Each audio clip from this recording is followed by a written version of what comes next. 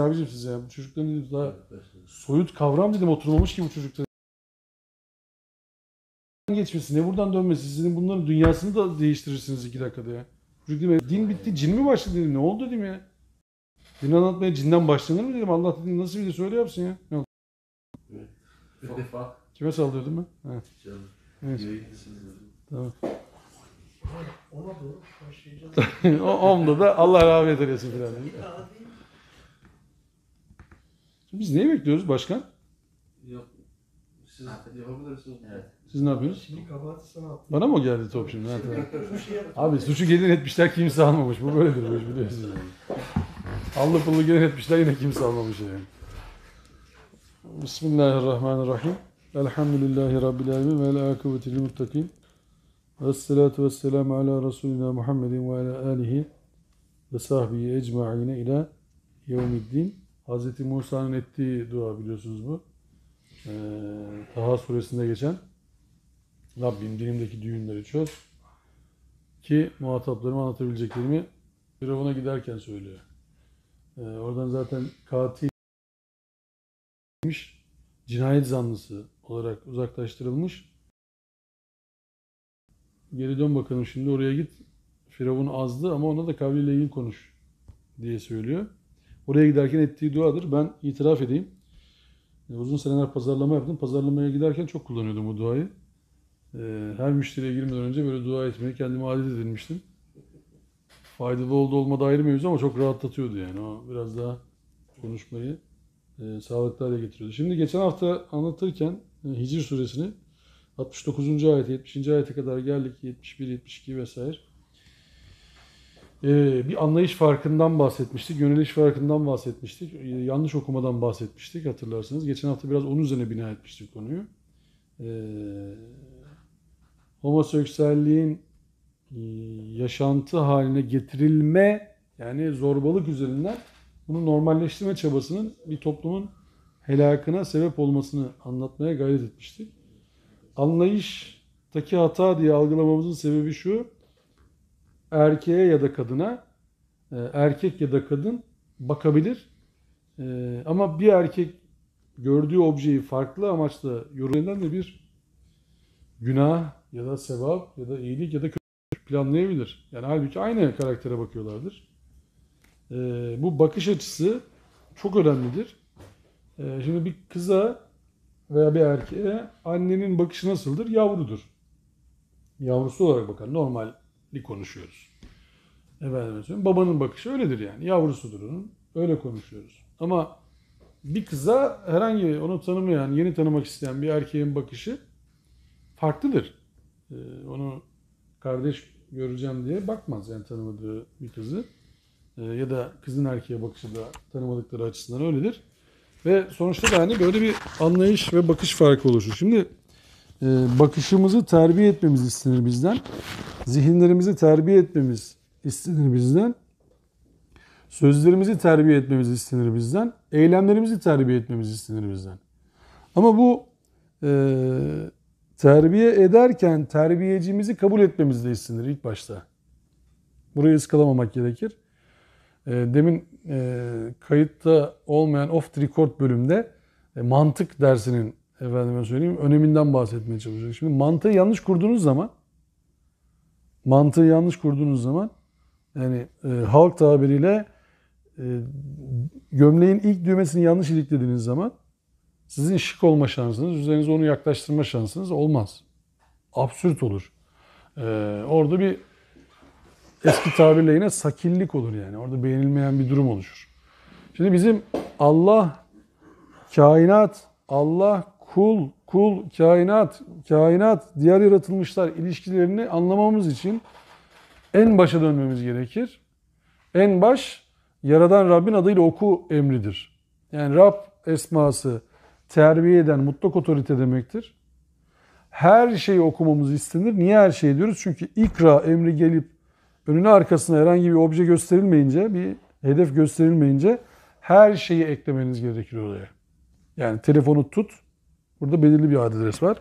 Bu kitabı oku, yine belirli bir adres var. Sağa dön, yine belirli bir adres var. Ama oku deyince ne okuyacağım diye sorduğunuz zaman önü açık olduğu için her şeyi nasıl okuyacağım diye sormanız gerekir. Şimdi oku sorusuna soru sorduk. Dedik ki neyi okuyacağım? Cevap yok. Düşündünüz, dediniz ki o zaman her şeyi okumam gerekiyor benim. Peki ikinci soru ne? Nasıl? Nasıl okuyayım? Ona cevap ne? Yaradan Rabbin adıyla. Peki yine soru sormamız gerekiyor. Rab ne demek? Nasıl yaratmış? Yarattıktan sonra neler yapmış? Bizi bırakmış mı? Değil mi? Soru sormamız gerekiyor tekrar. Şimdi o ikinci hitaba da soru. Yani okuyu çözdük diyelim. Ne okuyacağız? Her şeyi. Nasıl okuyacağız? Yaradan Rabbin adıyla. Oraya da sorduk. Yaratan kim? Rab kim? Devam ediyor. İkra bismi rabbikellezi halak halakal insane min alak. Yaratış orada devam etti. Bir alaktan yarattığını söyledi. Sonra dedi ki ikra ve rabbukel ekrem. Senin Rabbin çok da ikram sahibidir. İnanılmaz bir ikram sahibidir. Allemel insane ma lam ya'lem. Şimdi bilmediğini de öğretti insana. Şimdi demek ki bak okuyuş disiplini öğreniyoruz şimdi bu ilk 5 ayet bütününden. Şimdi her şeyi okuyabilirsiniz. Bunun bir yaratıcısı ve otoritesi olduğunu bilmeniz gerekir. O yaratıcı insanı alaktan yarattığını, bir okuyuşta alakadan yarattığını söylüyor. Bir okuyuşta işte bir pıhtıdan yarattığını söylüyor ki embriyolojik olarak bakarsak öyle. Efendime söyleyeyim. Ama insanın bilmediğini de öğreten oymuş. Yani bu ikram sahibi bir Allah'mış. İkramın başladığı yerde bilmediğini öğrenmesiymiş. Alak suresine böyle bakmış mıydınız? İlk 5 ayeti. Yani ikram nereden başlıyormuş aslında? İkra ve rabbukel ekrem ellezi alleme bil kalem allemel insane ma lem ya'lem. Kalemi öğretti, bilmediğini öğretti. Yani ikramın başladığı yer orası. Aslında insan kendini de bilmiyor farkındaysanız. O kendini bilmemeyi de insana öğreten Allah. Kendini bilmesi gerektiğini de insana öğreten Allah. Ama burada yine mantığı düzgün kurarsak şunu dememiz lazım. Bu işin bir Rabbi var, bir otoritesi var, bir sahibi var. Şimdi biz cinsel eğilimleri normal, anormal olarak nitelendirirken neye göre kıstas yapmamız gerekiyor diye sormak lazım. Niye siz anormal diyorsunuz demesi lazım değil mi bize birisinin? Falanca eğilimleri biz anormal diyoruz. Adam diyor ki niye anormal ki yani? Neye göre anormal? Bu bana göre derseniz adam sizi ciddiye almayabilir. Sana göre ise bana da göre fark etmez ki yani. Bana göre dedikten sonra bana da göre olur. Hiç değişen bir şey yok yani. Ha sana göre olmuş ha bana göre. Biz Müslüman olduğunu iddia edenler bir üst kademeye çıkarıyoruz konuyu. Diyoruz ki bizim Rabbimizle olan ahdimize göre bu böyle. Rabbim bize yönlendirmesine göre domuz haram. Bana göre değil. Rabbim bizi yönlendirmesine göre kan haram. Rabbim bizi yönlendirmesine göre zina haram. Biz otoritemiz olduğunu kabul eden insanlarız. Aslında Kur'an'a iman etmiş insan grubu Rabbin otoritesine boyun eğmiş insan grubudur. Rabbin otoritesine girmeye razı olmuş insan grubudur. O yüzden Allah'tan sürekli hidayet isteyen insan grubudur. Yönlendirilmeyi isteyen insan grubudur. Yani Müslüman dediğimiz kitle, bilinçli kitle, Rabbi ile irtibatını sürekli hale getirip sürekli onun terbiyesine muhtaç olduğunu, aciz olduğunu, o terbiyeye aciz olduğunu söyleyen ve sürekli yönlendirilmeyi isteyen grubun adıdır. Yani Müslüman ben yaladım yuttum dünyayı abi iş bitti filan diyen insan grubu değildir. Ayet okuduk, tefsir okuduk, fıkıh okuduk, falan okuduk, filan okuduk. Filanca hocanın dersine gittik, falanca hocanın kitabını bitirdik. Tamam yetti artık bize yani bizim yapacak bir şeyimiz yok. Zaten açtık artık namaza da gerek yok, oruca da gerek yok. Onların hepsi ritüeller falan filan böyle işte kitapları artık reddedebiliriz. Dine de gerek yok zaten. Zaten ben iyi insan olduktan sonra her şey bitti falan. O zaman yanlış bir şey var ortada.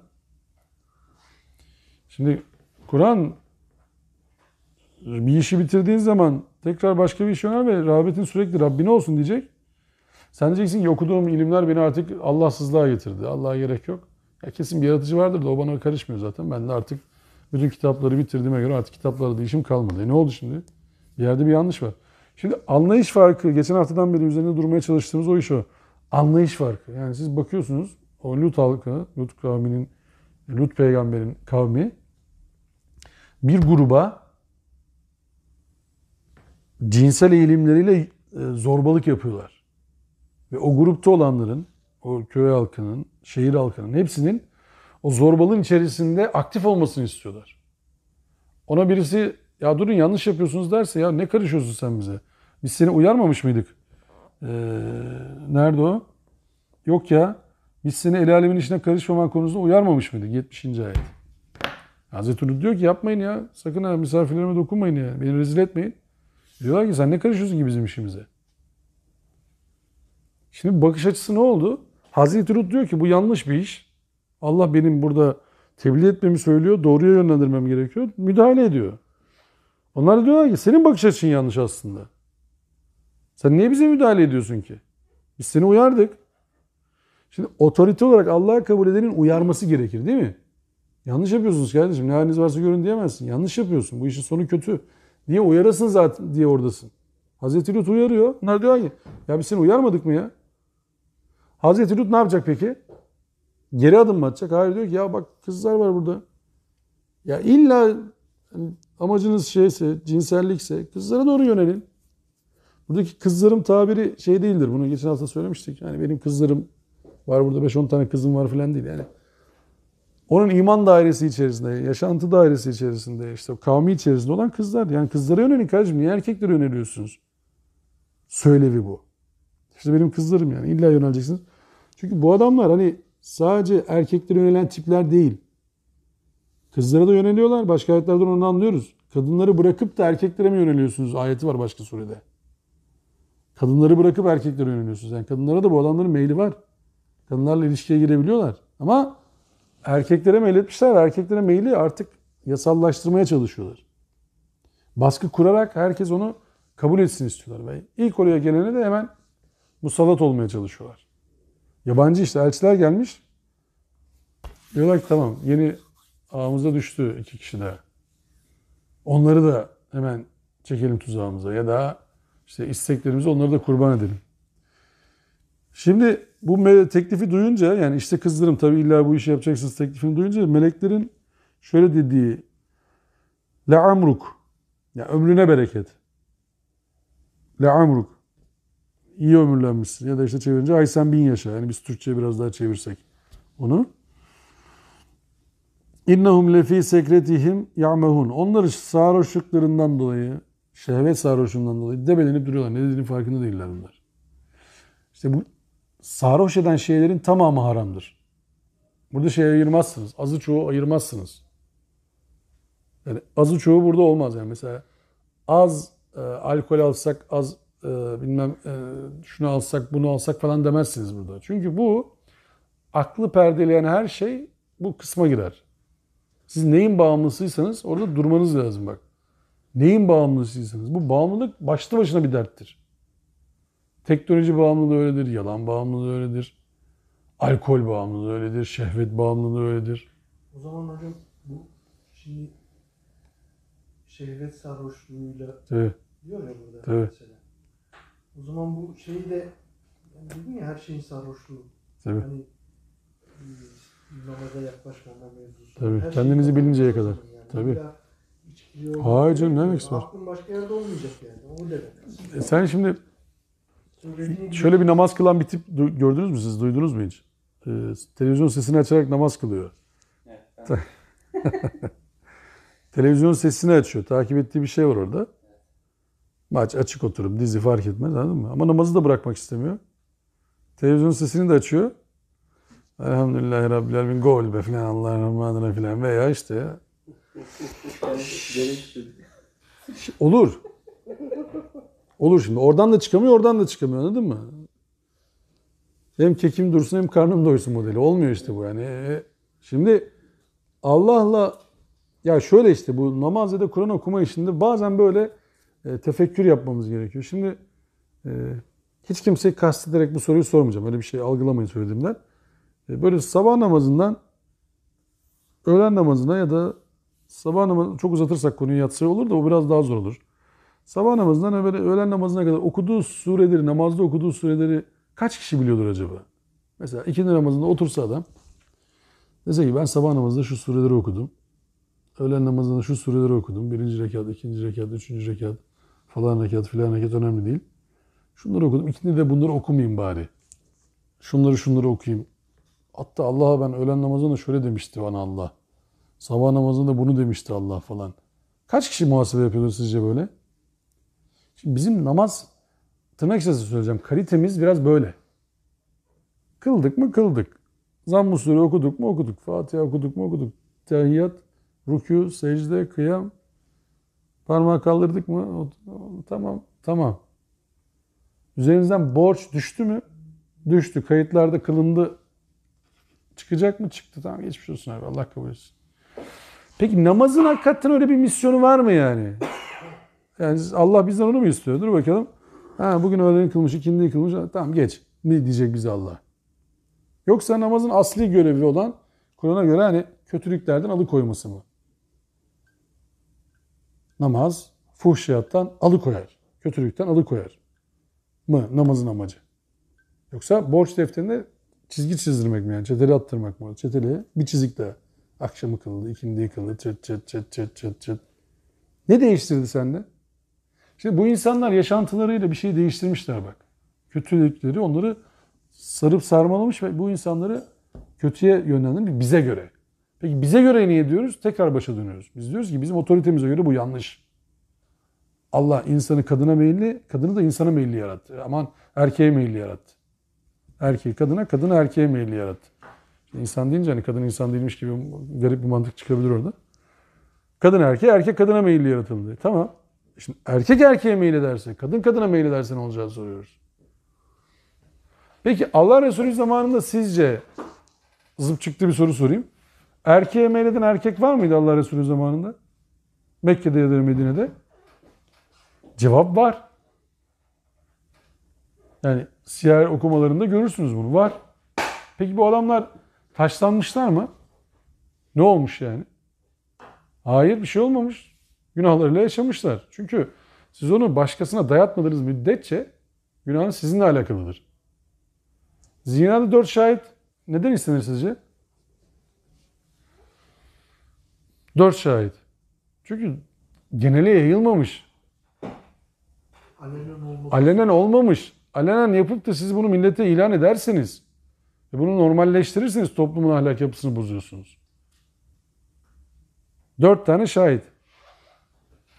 Yani bir de 4 tane şahit. Mesela aynı odada oturmaları da yeterli değil yani şahitlik açısından. Aynı odada gördük biz. Aynı eve girdiklerini gördük. Olmaz o. O zina değil ki. Olmadı o iş. 4 şahit olayı çok ciddiye alınması gereken bir şey. Yani. Biz gördük kardeşim aynı odaya girdiler. Aynı eve girdiler. Aynı evde sabahladılar. Olmadı bir şey. Oradan olmaz ama sen şimdi aynı ofiste çalışmayı zinaya indirirsen onun önüne geçemezsin. Hayattan dini çıkarırsın sen artık. Din oradan çıkar. Sonra daha başka saplantılar başlar. Daha başka tehditler başlar. Geçen Yahudilerle alakalı Yahudilerin başrolünde olduğu bir dizi seyrettim. Ham elmaslar mıydı ya? Ham elmaslar mı? Haram elmaslar mı? Neyse Netflix'te biliyorsunuz biz şey olmuyor.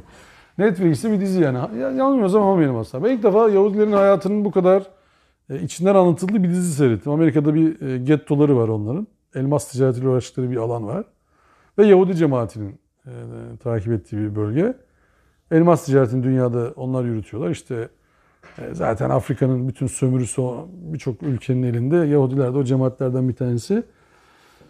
O dizide anlatılarını söylüyorum yani zandan da öte dizide anlatılarını söylüyorum. Öyle şey yapayım. Ve orada şimdi namahrem olayını görüyorum. Yahudi kadınları tokalaşmıyor erkeklerle. Yahudi kadınları peruk takıyor. Saçını kapatıyorlar normalde evde. Dışarı çıkınca bak enteresan Yahudi zihniyeti böyle bir şey demek ki. Evde başını kapalı kadınların. Kendi evlerinde. Erkekleri, kardeşleri fark etmiyor. Kocasıyla bir tek başı açık. Ama onun haricinde başları kapalı. Dışarı çıkarken hepsinin başı açık ve hepsinde peruk var. Erkekler şeyleri var, şapkaları var. Böyle saçları uzun, sakalları işte ona göre falan. Kendi işlerinde, kendi cemaatlerini satmamak üzerine bir söz vermişler falan filan. Düğün yapıyorlar. Salonu ortadan ikiye bölmüşler perdeyle. Erkekler bu tarafta eğleniyor, kadınlar bu tarafta eğleniyor. Orada da haremlik selamlık uygulaması var. Dedim ne oldu ya? Ya bunlar bizimdi. Ya nasıl? Ya Yahudilerle bu işin ne alakası var şimdi? Bunlar bizim de hani bizim bildiğimiz şeylerdi bunlar. Haramlarda, helallerde. Alkol gırla gidiyor. Tamam orada bir haram yok, oraya şey yapmışlar. Dualar, işte vaftizler falan böyle bir şeyler. Şükür günleri, bayram günleri, böyle ritüeller fena. Giyinişler öyle. Yani, tabii dizi olduğu için hepsini yani böyle bir şey kabul etmemek lazım. İlmihal kitabı gibi kabul etmemek lazım ama gerçek olaydan esinlenme var. Ama benim takip ettiğim kısım orasıydı. Nasıl ibadet ediyorlar? Nelere dikkat ediyorlar? Acayip böyle ağzım açık seyrettim yani. Kadınlar hiçbir erkeğin elini tutmuyorlar. Düğün yapıyorlar. Kadınlar bir tarafta, erkekler bir tarafta. Dışarıda, içeride hepsi başı kapalı. Dışarıda hepsi peruklu. Yalan atamıyorlar birbirlerine falan sözüm ona. Kendi içlerinde. Şimdi bu da bir bakış açısı. Bak, yalan atmayı haram kılmışlar ama Afrika'nın elmaslarını sömürmeyi helal kılmışlar. Bak bu bakış açısı şimdi ne oldu? Bu da bir algılayış şekli. Onu helalleştiriyorsun. Koşer diye bir şey var değil mi onların? Koşer. Şimdi burada ne çıktı? Helal sertifikası. Ya ne karışıyorsunuz Allah'ın helal kıldığı şeylere siz? Olmaz. Biz de belge vereceğiz. Yahudilerin koşeri var. Bizim niye helal sertifikamız yok? Bizim neyimiz eksik? Otorite Allah'ta hani. Şimdi bak yine de başa döndük. Farkında mısınız? Ne yani? Şimdi her şey çözdük. Helal sertifikasına mı kaldı iş? Konu o değil ki. Şimdi helale harama karışmaya başladıktan sonra siz yarın öbür gün dine de karışırsınız. Fark etmez ki sizin için artık. Adamlar karışmış biz de karışalım diyorsunuz siz. Deseniz ya ne helal haram sertifikası kardeşim ya? Allah'ın helal kıldıkları helal, haram kıldıkları haram zaten. Siz ne karışıyorsunuz? Neye sertifika veriyorsun sen yani? Yahudiler kazanıyor biz de kazanalım. Yahudileştin sen de o zaman işte. Yapma.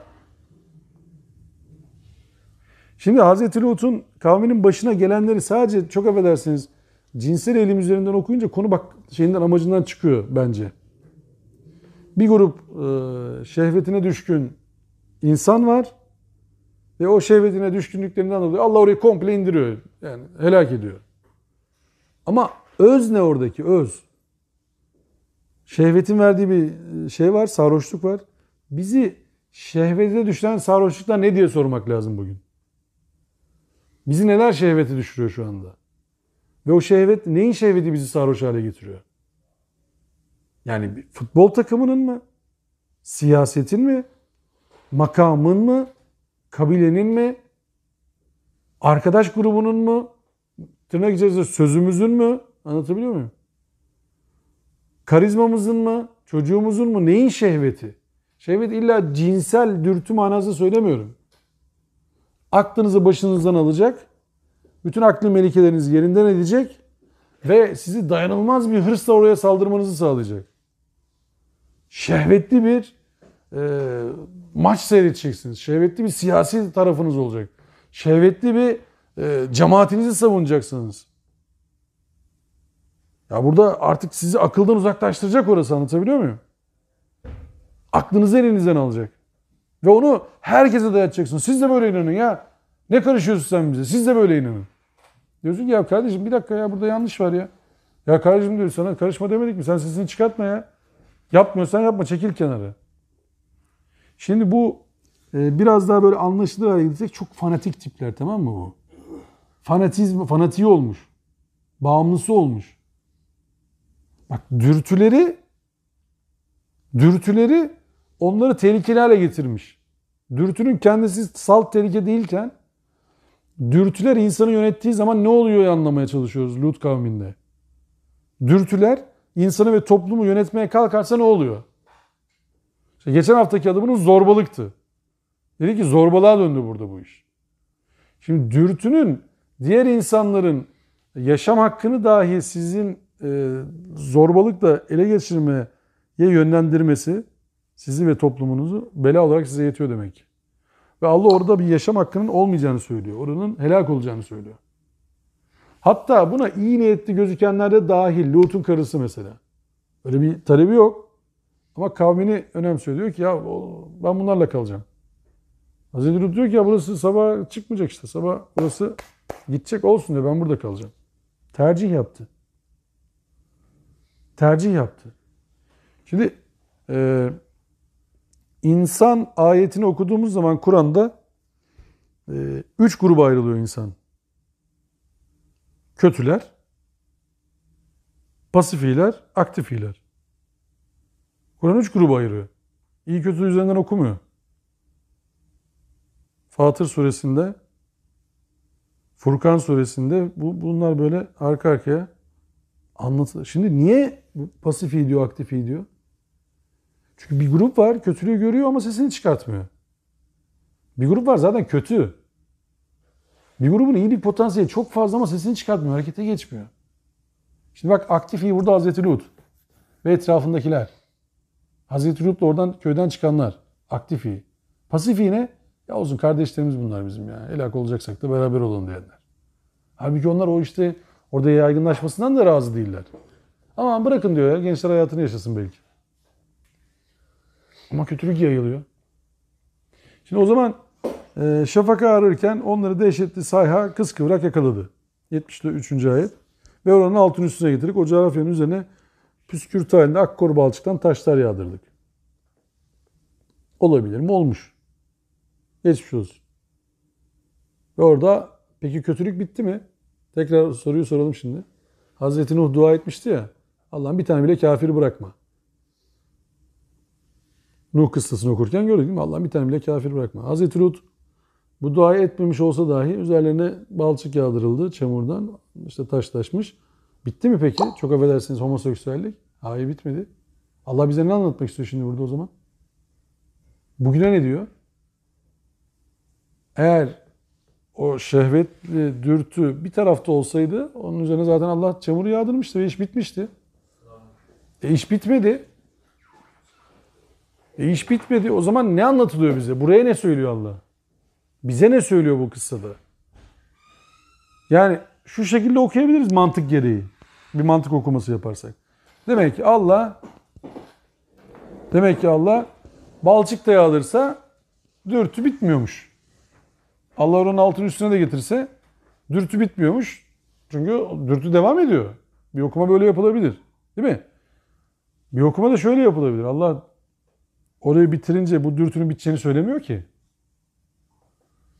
Oraya has bir uygulama yapılmış ve orada o tamam işlem gerçekleştirilmiş. Ama ondan sonra bir daha hiç kimse öyle okumasını bilen kimsenin alacağı nice mesajlar vardır. İşte bizim bilen kimseler için alacağı nice mesajlar vardır. Geçen hafta zorbalık nice mesajlar vardırın tarifi de bu aslında. Bir yönüyle okuyoruz. Ama toplum içerisinde neler yapılması gerektiğiyle alakalı birçok şey okunabilir. Neler yapılmaması gerektiğiyle alakalı birçok şey okunabilir. Nasıl davranılması, nasıl davranılmaması gerektiğiyle alakalı birçok şey, senaryo çıkabilir bu bölümden. Ama en basite nasıl indirgersiniz diye sorarsanız, işte homoseksüellik diye bir dürtü var.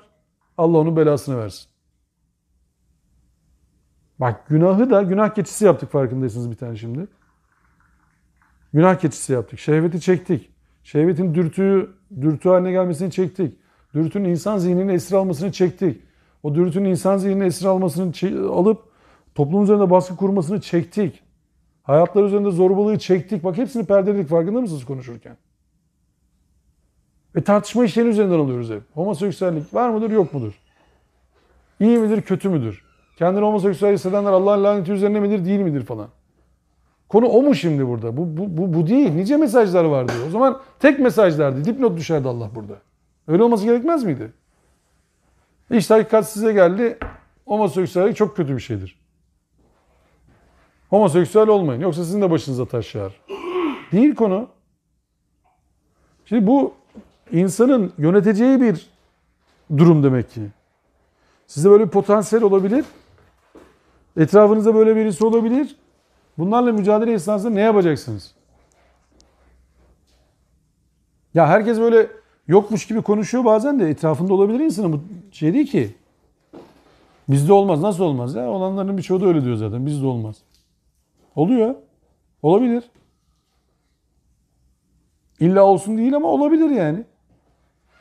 Bu biyolojik kısmını bu işin bilmeden, psikolojik kısmını bu işin bilmeden. Anlatabiliyor muyum? Sadece olayı, günah keçisini onu yapıp arkada oynanan oyunu oraya götüren yolları falan tartışmazsanız o zaman çözüm bulamazsınız. Sonucu konuşmak kadar abesle bir iştigal bir iş yoktur. Bak, sonucu konuşmak. Bütün gün sonucu konuşuyorsun. Bütün gün sonuç. 3-0 bitti maç. Tamam, sonra 3-0 bitti maç. Nasıl oldu ya 3-0? Yani kim nerede hata yaptı yani? Nereye tutamadı, nereye alamadı yani? Gelişme yok mu ya bu işte? Sürekli diyorsun ki sonuç. Sonuç ne konuşuyorsun? O zaten sonuç, onu boş ver. İşte bu nice mesajlar vardır kısmı orası. Yani gelişte ne oldu? Oraya götüren yollar neydi? Bak diyor ki yine kuşku yok ki bu şehirler hala varlığı sabit bir yol üzerindedir. Şimdi bu coğrafi bir gezi olarak da okuyabilirsiniz bunu.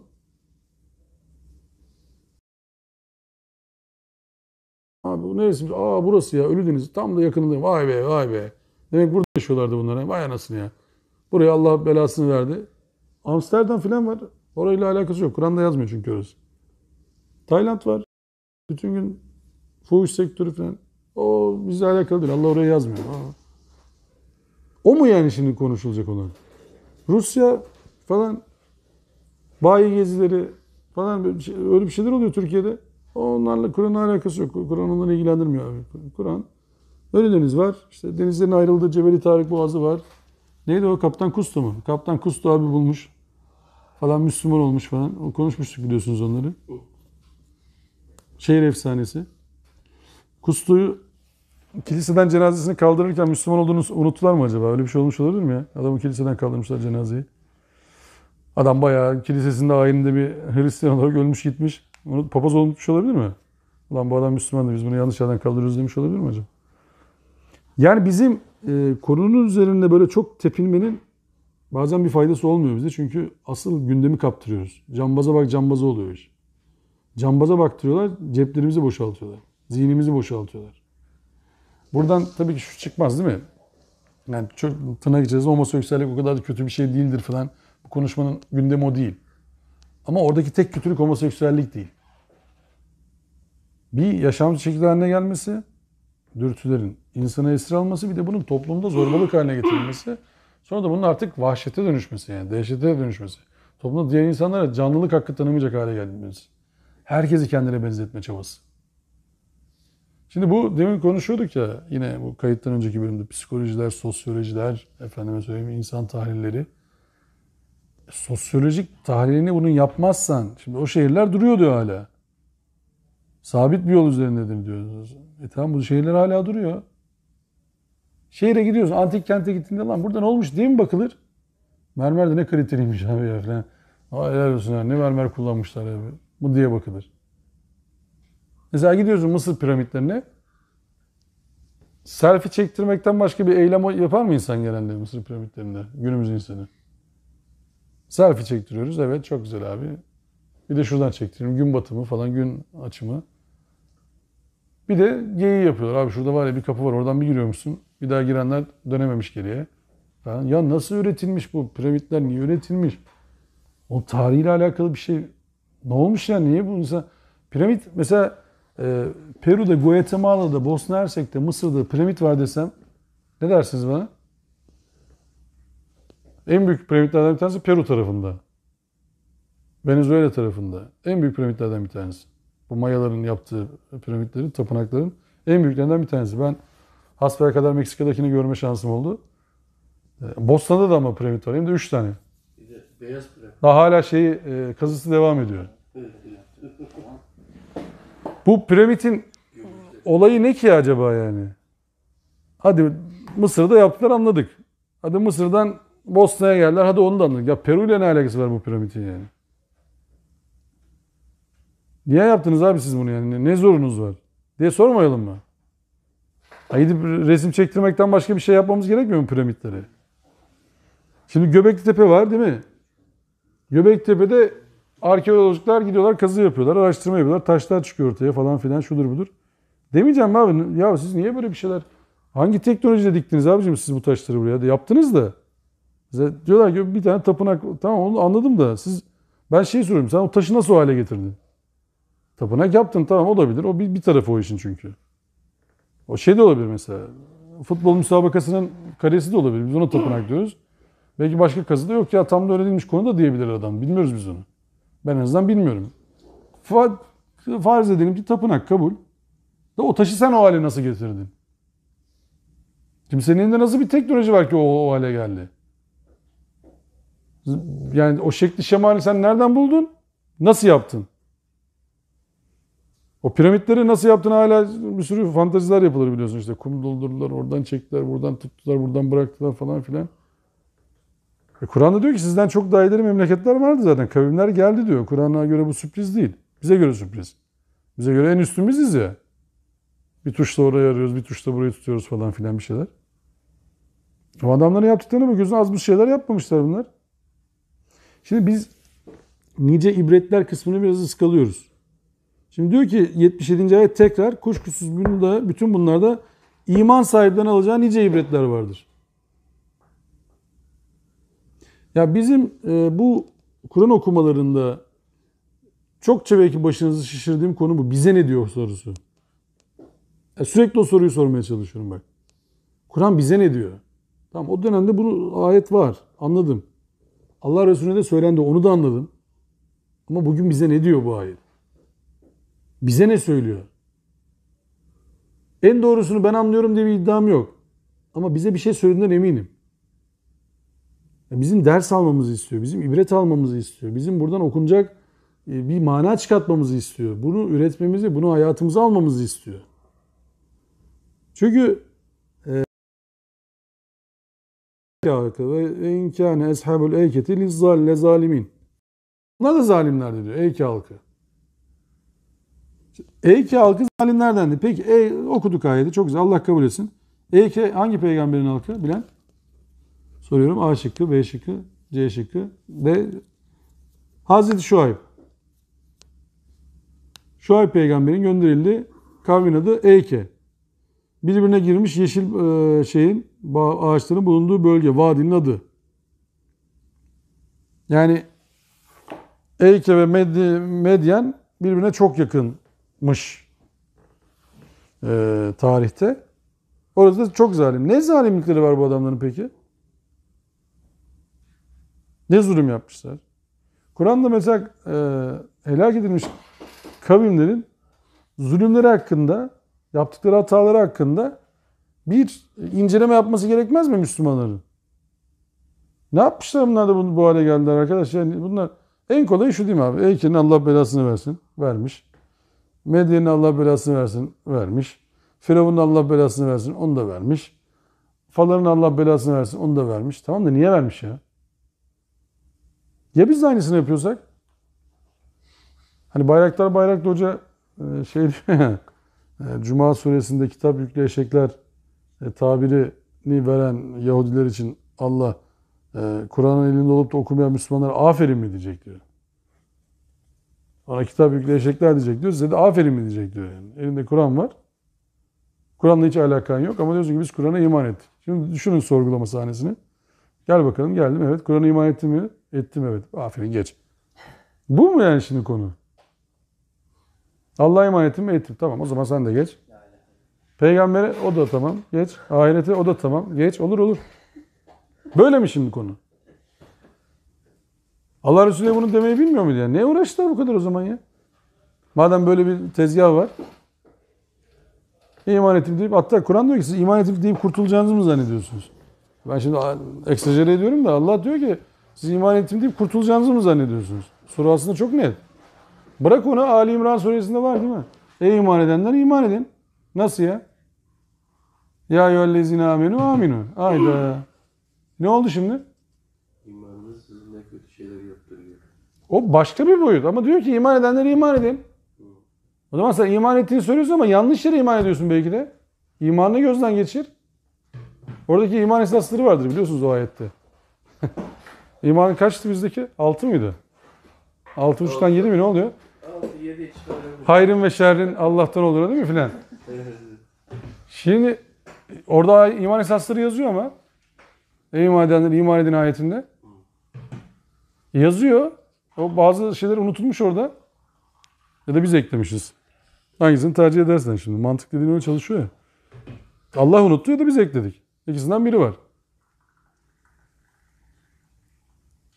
Şimdi Kur'an'ın tek otorite olduğu yerde, işte Rab dediğim kavram başa dönersek tekrar öyle oluyor.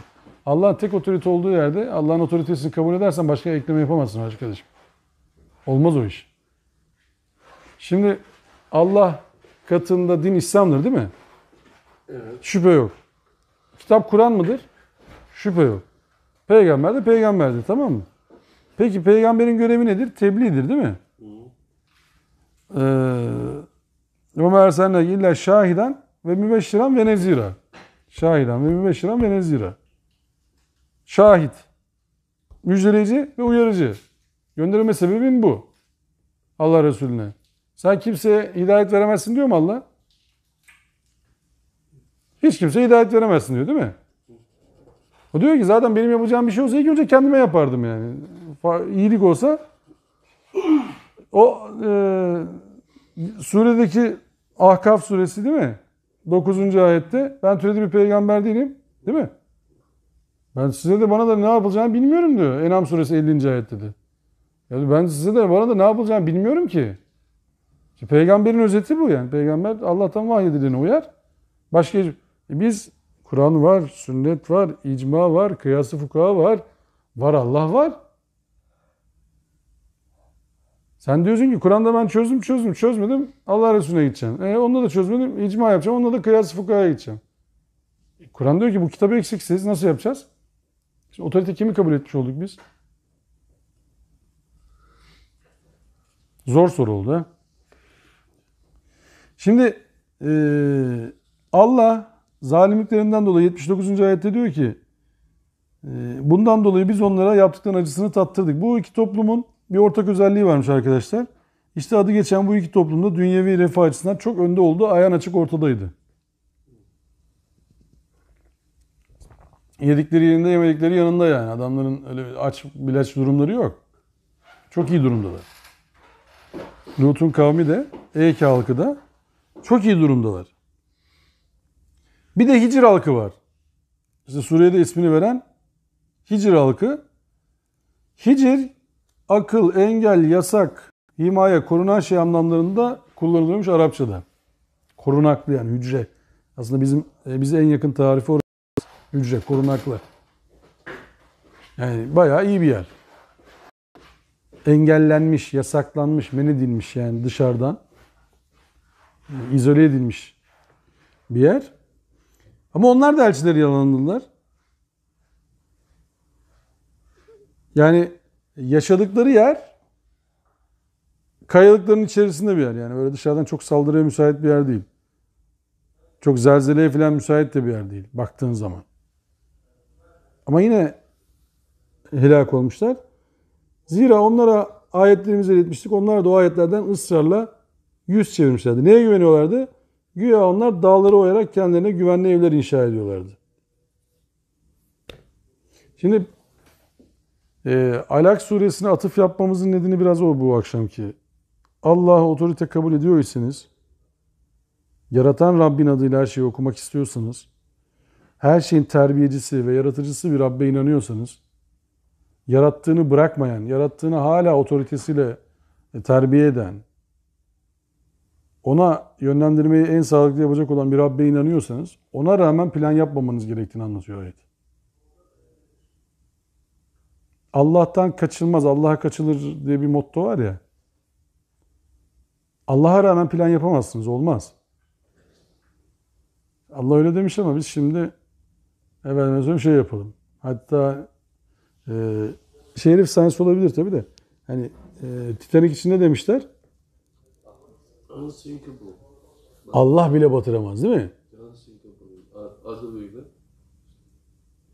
Batmaz yani, batırılmaz. Batırılamaz. Allah bile batıramaz yani. O kadar ileri gittiklerini söylerler yapanların. Evet. Hatta Michelangelo'nun bir heykele şey dediğini anlatırlar. Lan canlansana artık yani. Bu kadar güzel mi yapılır bir şey? Canlan artık yani. Daha bir can vermedim artık. Onu da sen yap yani. Şimdi insan otoriteyi şaşırınca çıldırma noktasına gelebilir. İlla bu çıldırma bak bu da bir şehvet hali. Sen gemiyi yapıyorsun diyorsun ki batmaz kardeşim bu. Nasıl batmaz? Buzdağını görmedin daha. Burnunun ucunu görmüyorsun halbuki sen. Nasıl batmaz? Allah için zor bir şey değil ki o. Nasıl batmaz? Şimdi yapay zekayı falan çok abartıyoruz biz tabii ister istemez. Dimağımızı zorluyor çünkü yapay zeka işi. Ulan öyle bir şeyler yapıyorlar, böyle bir şeyler yapıyorlar falan. Ama sonuçta yapan insan değil mi bunu? İnsan kendi kendini yeterli gördüğünde azar diyor. Tabii abi, müstahni. Burada biraz öyle mi abi? Kendi kendini yeterli görüyor. Müstahni işte. Müstahni olmak bu. Hocam deprem zamanında da çok konuşulmuştu hani güvenli binalar yapmak, sağlam yapmak bilmem ne. Ama bu bence o zaman da derslerde ben söylemiştim. Birazcık da haddini aşmaya kadar gitti bu sözler bence. Sanki Allah'ı devreden çıkartmaya gitti yani. Al şimdi Hicr halkını. Dağların içine oymuşlar sapasağlam. Evet, ben de onu düşünüyordum. O kadar güvenli binaları yapmışlar. Nasıl helak oluyor? Niçin helak oluyor? Şimdi bazı insaflı jeofizik mühendisleri dediler ki, inşaat mühendisleri. Dediler ki kardeşim depremde yıkılmayan bina değil. Ya hissası almayacak bina yapılmaz. Yıkılmayacak dedi bina yani. Hasar alacak ama yıkılmayacak, ölmeyecek. Bizim hedefimiz dediğin o olması lazım. Evet, evet. Onu çok... Bina hasar alabilir ama ölmeyeceğiz yani. Yani çünkü hayat üçgeni, hayat beşgeni. Geç onu. Ne üçgeni ne beşgeni yani. Sen bina indikten sonra aşağıya. Ne üçgen hangi beşgen yani. Sen orada şans artık yani. Ömrün varsa ayrı mevzu da. Ama bina yıkılmayacak birinci. Şimdi sen bunu yaparken fay hattı mesela diyor ki biz bunu da görmedik. Bir tane jeofizikçi öyle dedi. Şu bölgedeki fay hattı bizim şeyde yok. Haritalarda. Kuzey Anadolu fay hattı var ama diyor bir tane de böyle kırılmış diyor. Biz onu görmedik ki diyor orada. Orada hiç araştırma yapmadık. Ne oldu şimdi? Sağlam gözüküyor orası kağıt üzerinde. Şimdi o işte bilim dediğiniz şey de bazen şehvet konusu olabiliyor. Öyle bir kutsuyorsunuz ki onu. Diyorsunuz ki yanılmaz kardeşim. Ulan bilimin yanılmaz demek çok saçma bir kelime. Bilim sürekli gelişen bir kavram bir kere. Yani şimdi Descartes'in sabit evren teorisi o ana kadarki en muhteşem teori değil mi? Ne oldu sonra? Genişleyen evrene döndü.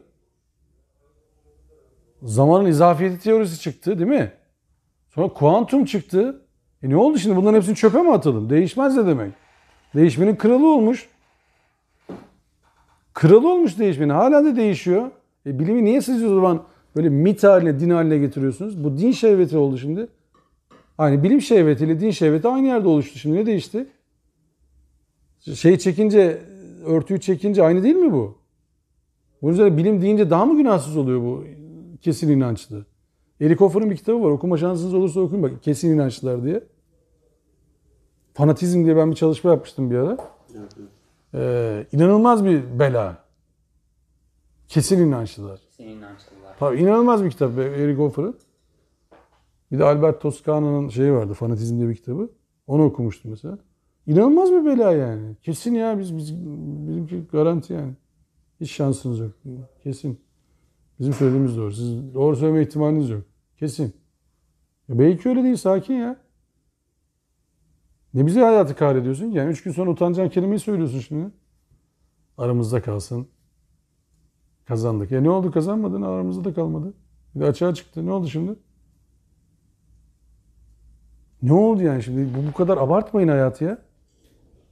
Yanılabiliriz deyin. En doğrusu mesela söylerler. Mesela hocalarım öyle bir şey vardır bazılarının. En doğrusunu Allah bilir diye bitirirler dersi. En doğrusunu Allah bilir yani. Biz şimdi konuştuk ama en doğrusunu Allah bilir yani. Ben bak kesin otorite değilim ben bu işte şimdi. Ben buraya kadar anladığımı söyledim. Bunu söylemek bazılarına zor geliyor. Tabii şimdi koskoca hocasın kardeşim ya. Nasıl yani? En doğrusunu. Ulan oradan çıkarıyorlar yani. Oradan zafiyet. Ya en doğrusunu Allah bilirden düzgün söz mü olur? Yani en doğrusunu Allah bilir yani. Ben böyle anladım şimdi bunu. İşte fikrini değiştiriyorsun diyor ki dönek. Bak dün öyle demişti böyle. Ya Allah Allah. Doğrusunu öğrendim şimdi. Ne var yani? Doğru söylemeyeyim mi şimdi yani? Ha bir de ben açıkta söyledim o fikri. Şimdi gizlide mi söyleyeyim? Ulan ben o gün öyle söyledim ama var ya doğrusu da buymuş. Neyse şu 3 kişiye söyleyeyim de onlar da artık söylesinler. 33 kişiye söylesinler. Ben şimdi söylersem bana dönek derler falan.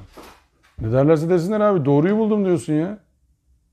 Şimdi ateizmin babası denilen bir adam var. Son anlarında diyor ki ya ben diyor yanılmışım. Allah varmış diyor yani. Bu olacak iş değil. Ben diyor yanlış çözmüşüm işi. Çözümlemem yanlışmış. Adamı aforoz ediyorlar. Hadi lan. Nasıl oluyor? Ateizmden atıyorlar adamı. Adam kurucusu ya işin. Felsefenin kurucusu. Diyor ki yok ya bir dakika ben diyor yanlış algılamışım diyor durumu. Allah varmış diyor yani. Bir de hata yapmışız. Ateistler diyor ki yürü git. Senin işimiz olmaz. Yeni argüman üreteceğiz diyor biz. Ya tamam üretin de yani adam. Şimdi bu işte bizim Müslümanlar olarak aslında rahmetli Nevzat vardı burada biliyorsunuz değil mi? Bir tane ateist bir adamla tanışmıştı şeyde belediyede. Din elden gidecek diye korkuyordu. Diyorum ki derse getir onu ne yapacağım? Bize anlatsın çocuk ya. Ateist madem gelsin bize anlatsın. Ateizm anlatsın. Burada ateizmle tecrübeli arkadaşlarımız var. Eski ateistler var. Yani ne olacak abi? Anlatsın. Belki biz inanacağız herife ya. Ne? Allah Allah. Anlatsın bakalım ya. Biz de ona anlatalım. Bakarsın o inanır. Ya inanmak zorunda da değiliz zaten hoş. Evet, ama dinlemek zorundayız. Allah dinleyelim abicim. Ne argümanın var senin yani? Şey yapacağız. Bir anlat bakayım argümanını. Ne anlatıyorsun? Belki de ben yanlış anladım harbiden konuyu. Ya belki de ben yanlış anladım. Belki de sen yanlış. Ya illa inanmak zorunda da değiliz birbirimize. Belki de ateizmi yanlış anlamış olabiliriz yani.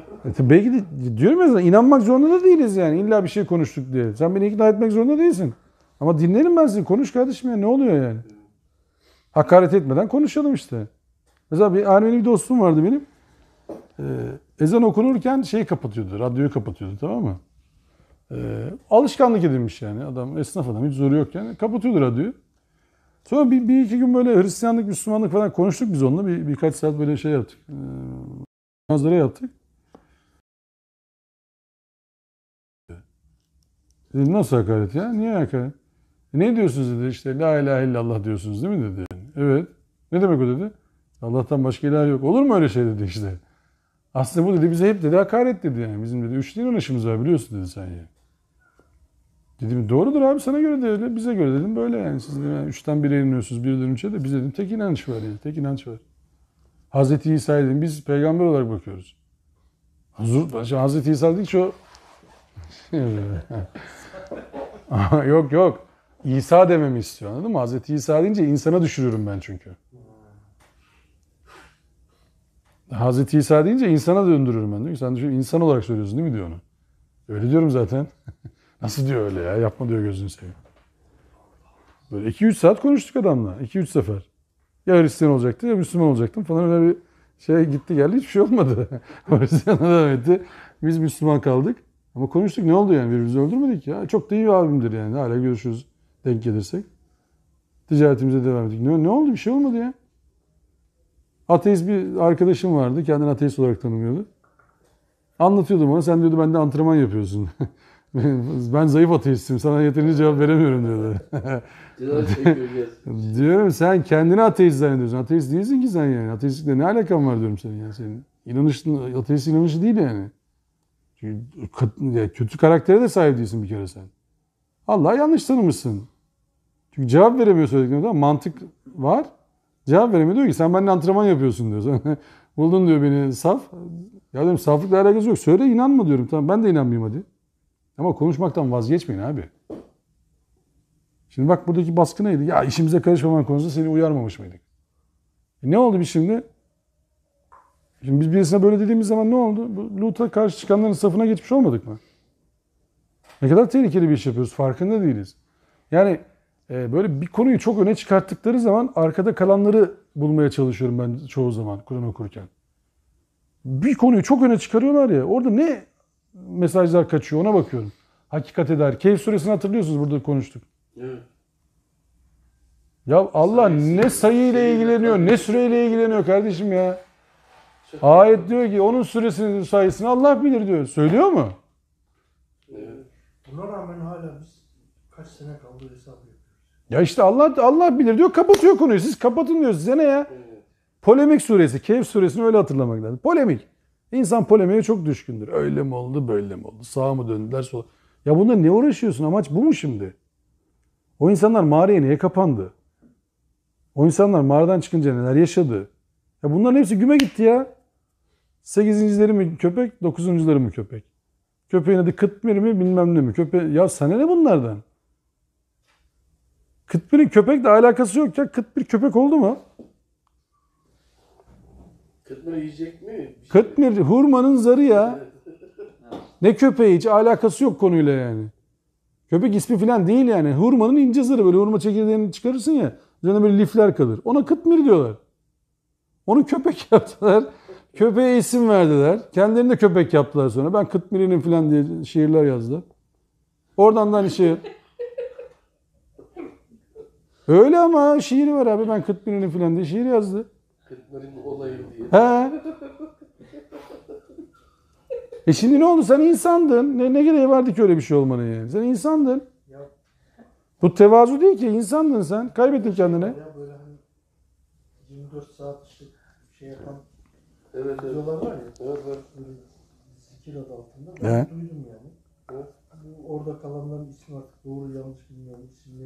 İsimlerini sayıyorlar ya. Durmadan 24 saat onların isimleri sayıyor. Orada işte kalan insanların isimleri Ne oluyor?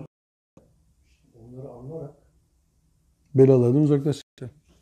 Yani işte bu mesela o insanları anarak diyor ya mesela şimdi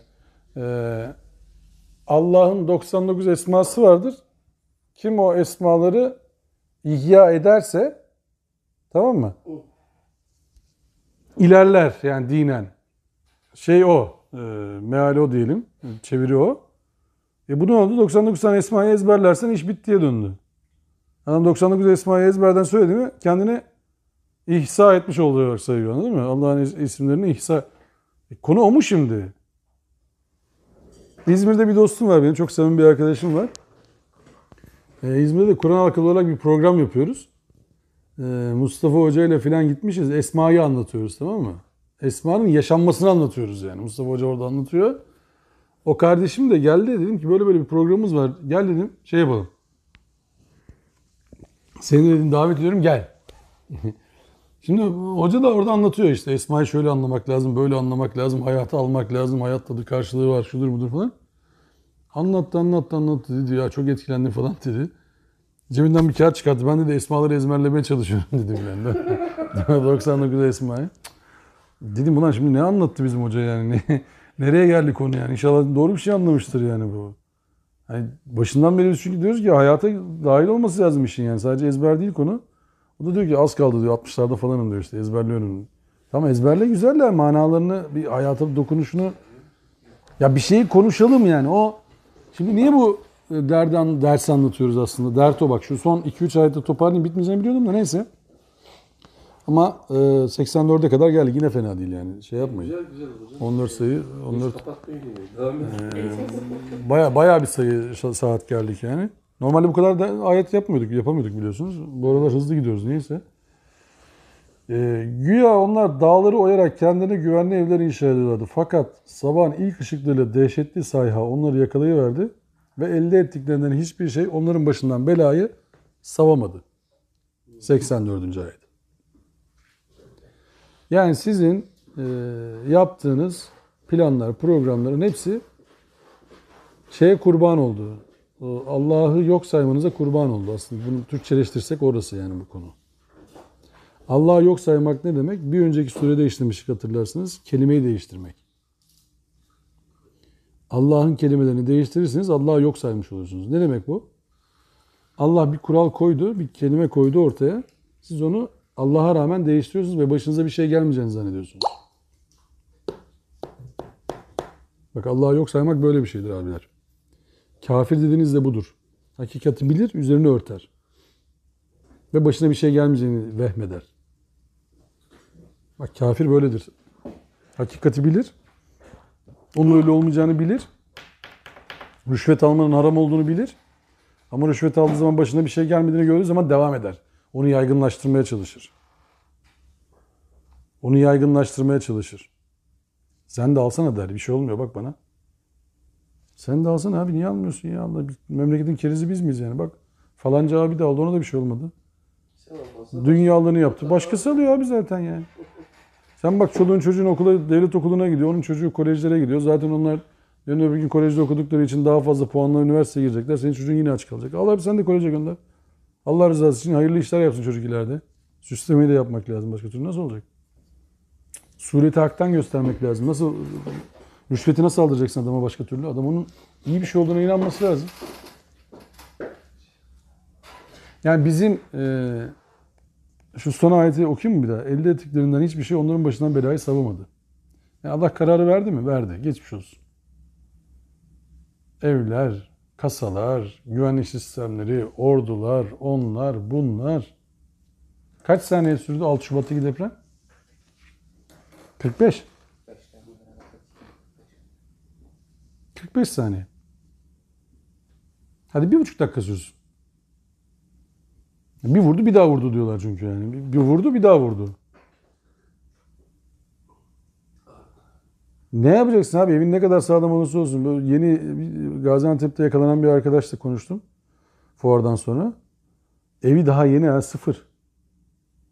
Abi de öyle bir sallandık. Ben her şey bitti dedim diyor. Tamam. Çıkamayacağız dedim diyor yani. Çıkamayacağımız garanti de. Diyor ki çoluk çocuk bir araya girelim hep beraber ölelim diye bekliyorum diyor. Onları diyor aldım böyle sardık falan. Yani hep beraber bitsin diye uğraşıyorum diyor yani. Ya böyle yan tarafta çocuk ölür ben kalırsam diyor dayanılmaz diyor yani. Öyle bir sallantı ben ömrü hayatımda görmedim diyor yani. Ve sonrası daha berbatını söyleyeyim mi size? Çocuk diyor ki abi diyor ben diyor depremden sonra silah taşımaya başladım diyor.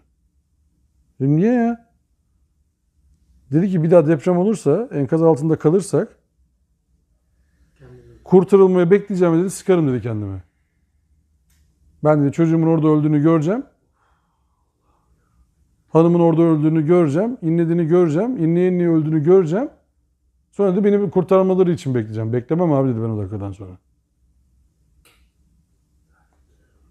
Yani oradaki ruh halini hani daha farklı nasıl anlatılır bilmiyorum yani. Bu gencecik çocuk bu ya. Benden genç en azından. Yani gencecik derken benden daha genç. Ya nasıl hayattan bu kadar vazgeçersin diyorsun ama diyor ki ya böyle şeyler gördük ki diyor orada. Enkazlardan öyle adamlar çıkarttık, öyle yakınlarımızı çıkarttık ki diyor yani. Hiç konuşulacak bir şey yok diyor yani. Ya eve hırsızlığa giriyorlar diyor. Millet diyor can derdindeyken. Evden yardıma değil diyor hırsızlığa girenler var diyor ya. Şimdi böyle bir azabın yaşandığı, belanın yaşandığı yerlerde de kalabiliriz yani. Ve bunun şeyi de yok ha. Yani bazen böyle derslerde söylüyoruz hani millet şey yapıyorum zannediyor. Mütevazi falan. Ya gerçeği söylüyorum. Belki son ders bu. Bilmiyorum ki ben. 6 Şubat depreminden önce dedim mi ben bir daha ders yapamayız uzun bir süre falan. Yok olmadı işte ya. Pandemiden önce var mıydı öyle bir planımız bizim? Ben az daha yurt dışında kalıyordum yani. 5-10 günde kaçırdım. 10 gün daha dönmesek içeriye geçmiş olsun yani. Türkiye'de kapanıyordu. Kalacaktık şeyde yurt dışında. Ne oldu? Millet evine gidemedi birbirinin. Anasını babasını göremedi. Ben Bayrampaşa'da annemi babamı göremedim ya. Gidemiyoruz. Hastalanıyor gelemiyoruz. Ama kimse hastalanmasın diye kimse birbirine gidemiyor. Nasıl bir kaçış bu? O ayeti anladınız mı o zaman? Evlat anasından kaçar, babasından kaçar, çocuğundan kaçar. Ben o ayeti anlamakta acayip zorlanıyorum. Nasıl kaçar diyorum ya. Nasıl kaçar diyorum yani. Öyle bir kaçma mı olur yani? İnsan annesi babası çocuğu orada ya. Deprem bölgesinde yaşanan hikayelere bakın. Dinleyin abi bak kimler kimlerden nasıl kaçmışlar yani. Ne senaryolar ne senaryolar yani. Ya canlı şahitleri var işte.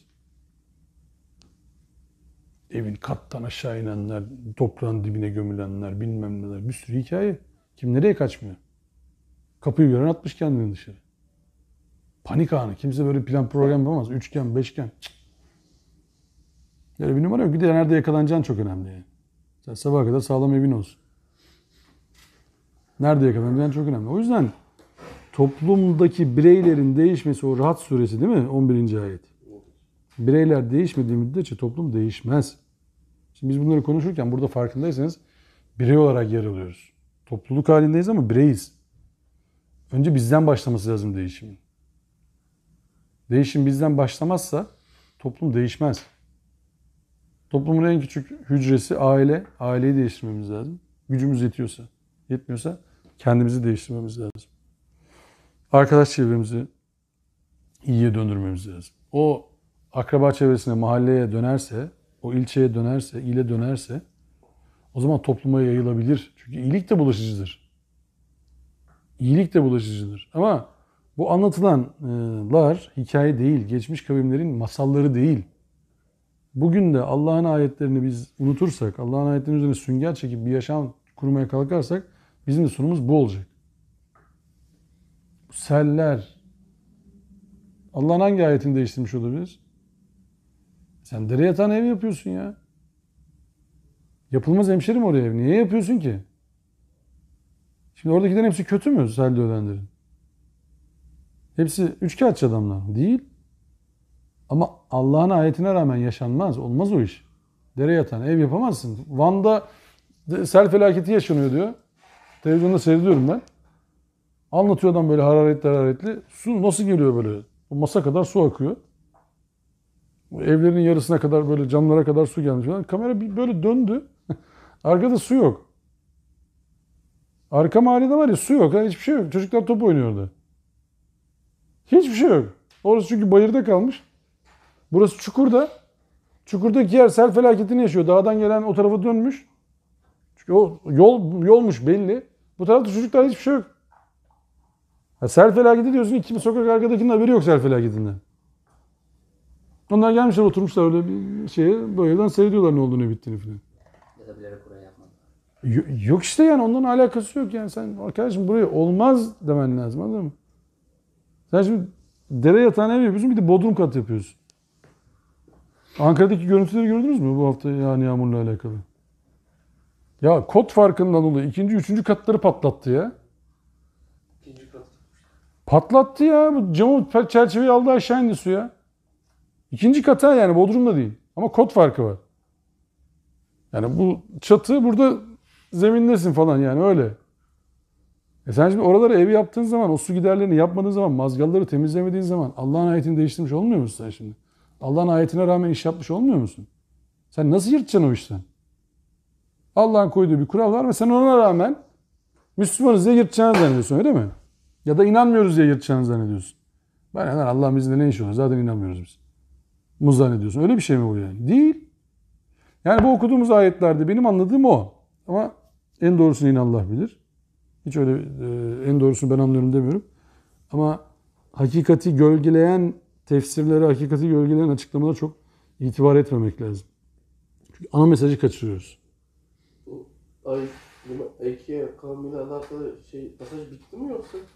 Şu anda işte şeydeyiz. 84'ü bitirdik. Kavimlerin yok oluşunu okumuş olduk iki kavminde. Hem Hicre'nin hem Eyke'nin hem de Lut kavminin. Yani kavimlerin yok oluşunu okuduk. Ama burada dediğim gibi asıl mana inananlar için ibret alıcı alması gereken mesajlar var. Düşünenler için dersler var. Tek ders de demiyor bak dersler var. Yani demek ki biz bu dersle alakalı onlarca daha ders yapılması gerekebilir. Birçok yönden incelenebilir bu. İşte geçen dersin bence müthiş ayeti şeydi yani Allah'tan şaşırmışlardan hariç kim ümit keser? Hazreti İbrahim müthiş adam yani. İnanılmaz birisi, inanılmaz bir karakter. Hem çekiniyor elçilerden. Ne yani baba olmaktan umudunu kessin mi ki diyor elçiler. Diyor ki şaşırmışlardan hariç kim Allah'tan umut keser ki? Nasıl üst perdeden bir konuşma bu ya? Nasıl bir teslimiyet? İnanılmaz bir cevap. Yani ben şimdi düşünüyorum. Yani birileri gelmiş elçiler tanımıyorsun. Onlarla konuşuyorsun diyorlar ki sana baba olacaksın. Ya diyorsun benim yaşım geçti.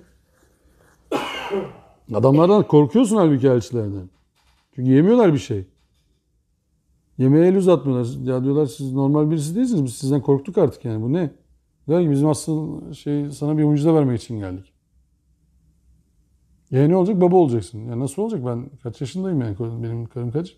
Niye Allah'tan ümit mi kestin ki sen? Ne diyorsunuz diyor siz ya? Şaşırmışlardan hariç Allah'tan ümit kesilir mi? Bak konu nereden nereye geliyor? Anlatışa bak. Yani bu hayırlı olan her şey için geçer. Konu nereden nereye geliyor bir anda bak yani bak. Senaryoya bak.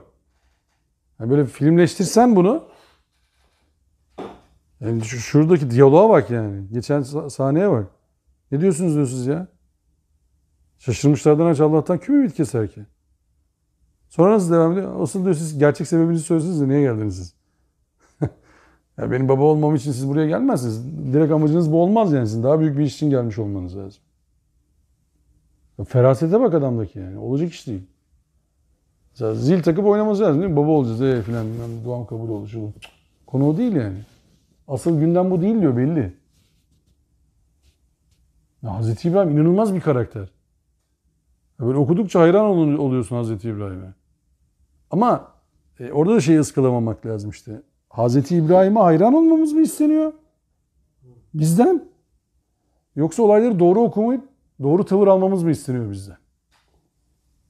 Yani içinde bulunduğumuz ana mahkum olmamız mı isteniyor bizden? O mahkum anı imar eden Allah'a iman etmemiz mi isteniyor bizden? O anı tekrardan hayra çevirecek olan Allah olduğunu fark etmemiz mi isteniyor? Yoksa anı yarattı daha da yaratmayacak dememiz mi isteniyor? Hazreti İbrahim hangisini yapmış oldu? Dedi ki anı şu ana kadarki anı yaratan Allah'tı. Bundan sonrası da Allah yaratıyor. Niye ümit keseyim ki onlar? Hazreti İbrahim müthiş. Tekrar söylüyorum harika yani inanılmaz bir karakter. Ama Hazreti İbrahim'e desek ki mesela tanışsak bir imza alabilir miyim? Yani çok seviyorduk seni biz dünyadayken. Bayılıyorduk yani inanılmaz yani hayrandık size falan. Dedik ne yaptınız yani hayran oldunuz mu? Takip ettiniz mi beni? Yok biz hayrandık sadece. Bir de geçen hafta gündemde hatırlarsanız geçen hafta derste Allah bize İbrahim'in dinine uyun diyor. Hac suresi 78. Allah bize Hazreti İbrahim'in dinine uyun diyor. Biz Hazreti İbrahim'in olduğunu söylemiyor muyuz abiler? Öyle değil mi bizim? Diyor ki Hazreti İbrahim'in dinine uyun. Öyle bir karakter bir de yani. Hayran olmamak elde mi? Hazreti İbrahim dese ki uydunuz mu ya Allah size öyle bir emir vermişti.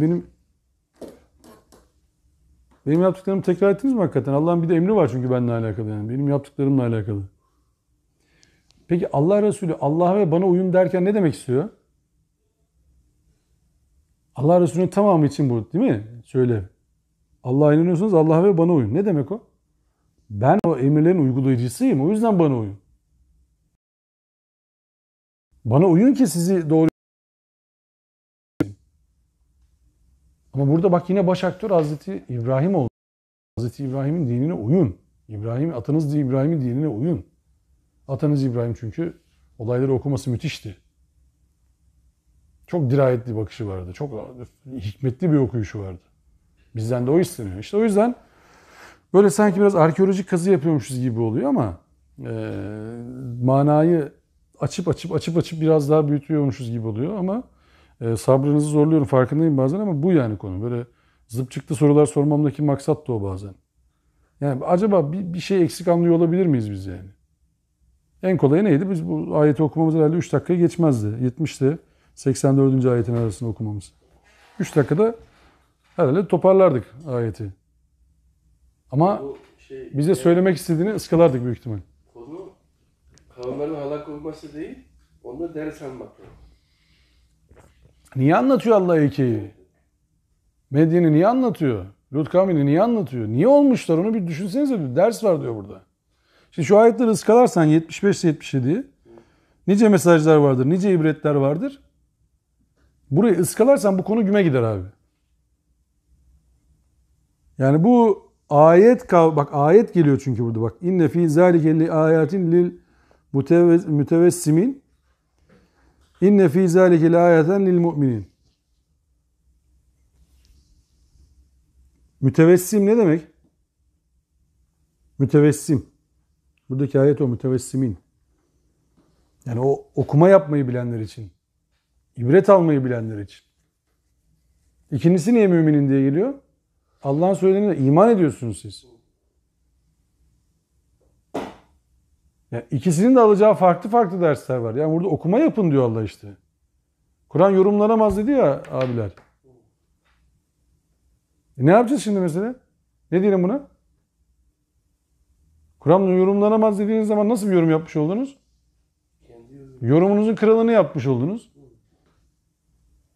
Yorumu yasaklanınca içtihat kapısı kapatmak kadar farklı bir şey değil bu bence. Bana sorsanız yani. Çünkü kelimeyi bilmiyorsunuz. Konuşmaya edebiyatınız zayıf. Allah ne dediyse o. Biz başka bir şey mi diyoruz? Allah diyor ki okuyun diyor işte. İbret alın diyor. Allah herkese ibret almayı nasip etsin. Herkesin kapasitesi öyle değil ki. Allah herkese ibret almayı nasip etsin. O yüzden bu okuduklarımızda da en doğruyu anlamayı Allah bize nasip etsin. Ve ahiru da'vana elhamdülillahi rabbil alemin. Rızanillah. Teala'l Fatiha.